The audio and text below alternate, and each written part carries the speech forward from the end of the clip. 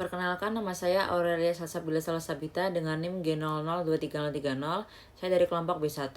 Jadi pada video kali ini saya akan menjelaskan muskulus apa aja sih yang ada di regio dorsum ekstremitas bagian superior, dan juga akan menjelaskan gimana sih cara mudah untuk menghafalkan muskulusnya. Jadi muskulus yang ada di regio dorsum ini tuh, yang pertama ada musculus trapezius, terus ada musculus rhomboideus minor, musculus rhomboideus major, musculus ada musculus latissimus dorsi ada di sini.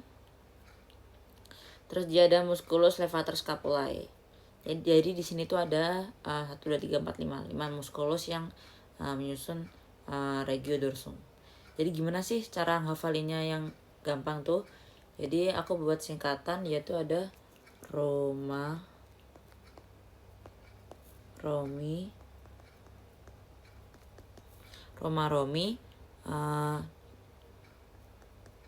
dan Lesca telat.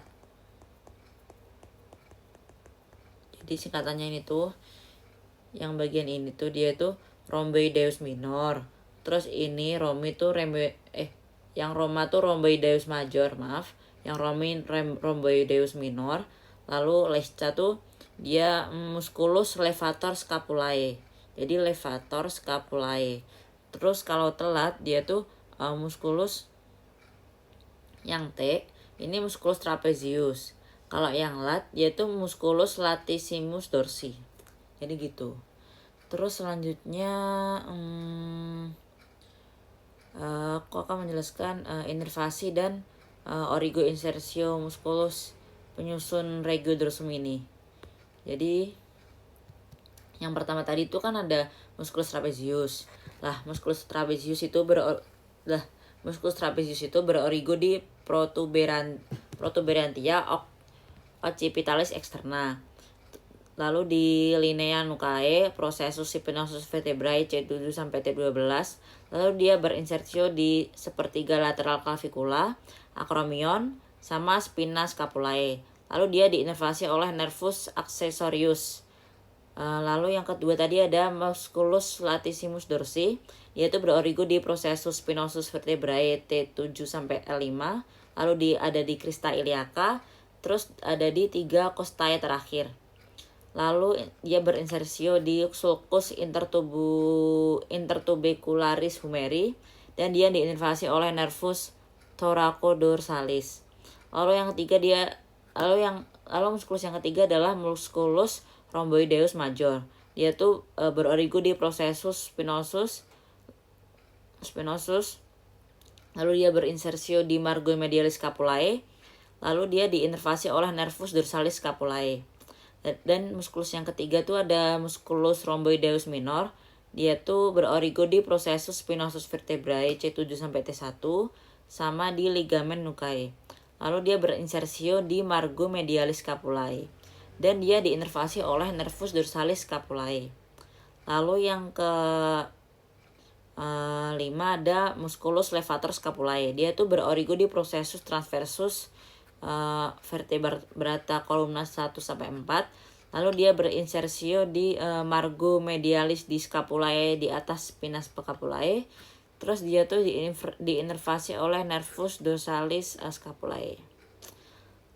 Lalu selanjutnya tuh di bagian dorsum ini kan ada gejala ada klinis yang namanya winged scapula.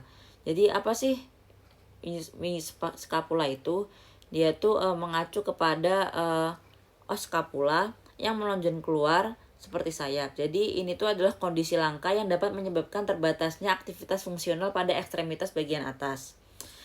Winged scapula ini dapat terjadi karena disfungsi pada muskulus yang menyusun atau menempel pada os scapula atau pada syaraf yang menyuplai muskulus tersebut, pada nervus yang menyuplai muskulus tersebut. Jadi hal ini tuh disebabkan oleh proses traumatik, lalu iatrogenik dan idiopatik yang mengakibatkan cedera saraf atau kelumpuhan otot serratus anterior trapezius atau rhomboid.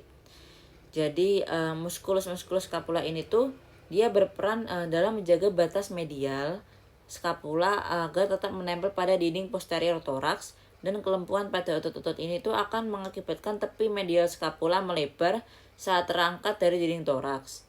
Jadi selain itu tuh scapula dapat berpindah ke medial atau lateral sepanjang dinding toraks posterior karena kontraksi muskulus yang tidak dilawan oleh muskulus scapula lain yang berfungsi. Perbedaan inilah dikenal dengan winget scapulae medial atau winget scapulae lateral.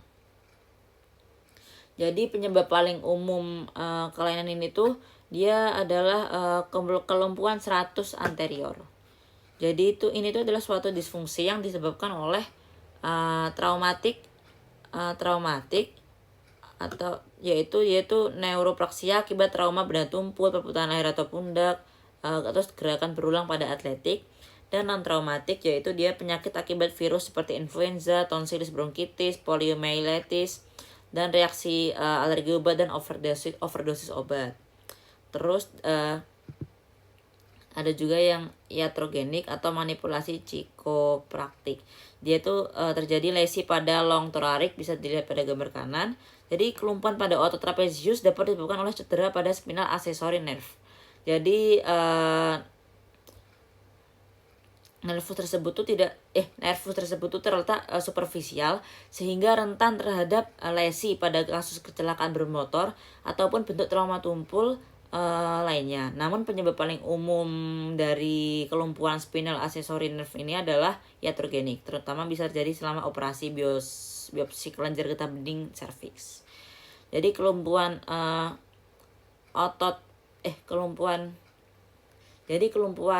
musculus rhomboid ini tuh bersifat neurogenik, yaitu dia melibatkan dorsal scapular nerve. Jadi cedera paling umumnya adalah saraf kejepit. Jadi dorsal scapular nerve itu dapat terperangkap di musculus scalenus medius. Selain itu dia juga terjadi karena cedera akibat kecelakaan atau dislokasi bahu anterior. Baik, sekian penjelasan dari saya. Terima kasih.